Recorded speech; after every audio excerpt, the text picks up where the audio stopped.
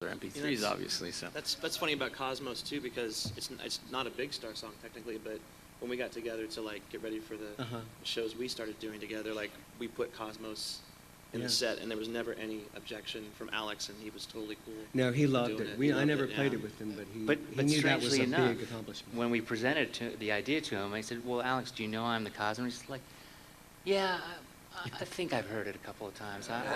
I'll give it a try. You guys start, and I'll just kind of follow in." And of course, he just nailed it, you know. Like, but he played it as if like he was rather unfamiliar with it. Hey, I don't want to sidetrack this thing or anything, but when we got back together in '93 and joined in with John and Ken, it's Bud Scapa stepped up.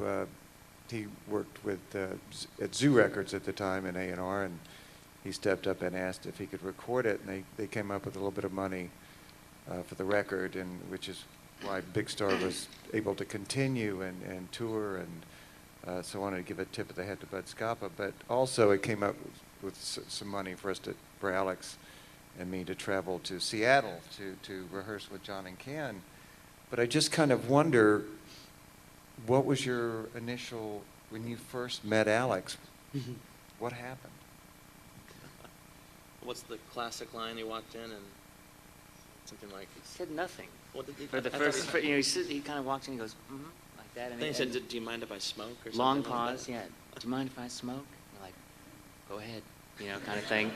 But, you know, that is a funny thing in that, you know, Alex had a lot, even at that time, had quite a bit of sort of reputation that preceded him, and I think a lot of it was based on misunderstanding and misinterpretation. Even the story that you told about is a little bit more about the sound man's volatility than Alex's, right? You know, so, you know, to me, Alex was exactly the same now as he was then. He just, you know, he let you figure him out in a way. You know, he sort of, you know, kept his cool and sort of, he didn't really make himself, he didn't explain himself, but he let you figure it out. But he was very consistent. And he wasn't like a cheerleader or anything like that either, like type of person. You know, he wouldn't like be like super encouraging or try to rally the troops and or anything like that. You know, he just, like Ken was saying, kind of let you do your thing, and I guess could kind of come off as laconic or like he didn't care, but I don't really believe that. I think, you know, he cared. Quite a bit, and of course the nicest things he ever said about you and I, of course I'd find out much later from other people, you know.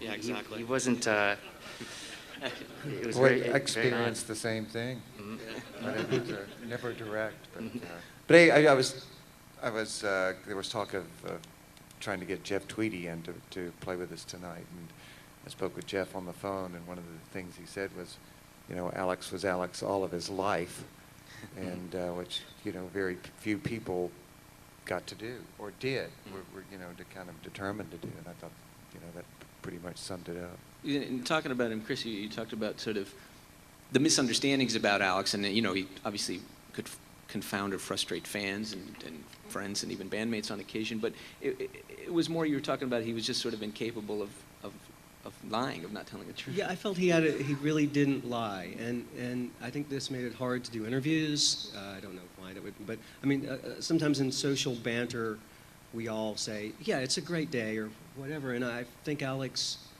didn't really have that in him. Talk a little bit, guys, about, again, another unexpected thing, you know, come the early 2000s or 2003, 4, and Big Star makes a new record. Having at that point, you know, been playing with him for 10 years, I mean, I don't know if it was something that was encouraged or just it happened. I know it's a suggestion. Yeah, well, first of all, we were playing a show in London, and we were about to launch into this cover song that we often play, this vintage 60s song called Patty Girl. And Alex said, yeah, well, this is going to be on a record that we're going to make in the next couple of years, so, you know, we're starting to get our new record together, so here's a little taste of it. And we're like, and we weren't really sure what to make of that, but then we followed up with, I guess we came back to Memphis to play. For the steps. We wanted to do some other songs from the catalog, and Alex said that he would at least get together with us, and then when we got to this rehearsal place to run through some other songs we hadn't played before together. He said, well, actually, I don't want to do any of these songs. We're pretty much doing the ones I want to do. However, it would be much more interesting to me if we could just make a new record. I said, well, fair enough. And talk a little bit about, I mean, one of the things, the record, what was the experience like for you making that record? And John having, Big Star back in the studio. I mean, I imagine, as you said, when everything sort of fell apart, 75, 76, you couldn't have imagined that, what happened, and now they're back recording a new record. Well, frankly, very flattering. Yeah, I took it as a compliment that Alex wanted, to make another Big Star record after all that time, and that he wanted to come back to Ardent to do it. And I didn't do the engineering, Jeff Powell did it. It was a great experience to have him in. I mean, you're talking about Alex's reputation for being a curmudgeon sometimes, and I think it's overrated. I mean, we've always had a cordial social and business relationship, and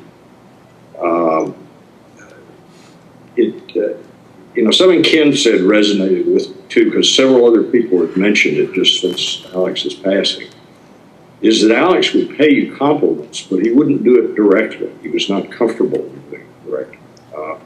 Michael O'Brien, the photographer who took some of those classic early Big Star black and white pictures, told me that, he could have the longest conversation with Alex, and Alex would never mention his pictures, but then he would hear from a third party who visited with Alex that all he did was go on about how much he loved Michael's pictures and said, here, I've got them here, and let me show you Michael's pictures, and that sort of thing. So, yeah, he cared, and I guess let me give you an in-space story, because it's kind of funny, and I'll forget it. I was fortunate that I got to go to London in the summer of 2008 and 2009 and see the Big Star show in London. And at the 2008 show, they were getting ready to play some songs from In Space, and Alex comes on the microphone and he says, they had played songs from the catalog that the audience was familiar with, and he comes on the microphone and says, now, you're not going to be familiar with some of these songs, but you just need to listen to them, and if you happen not to like them now, don't worry, you'll love them in 30 years.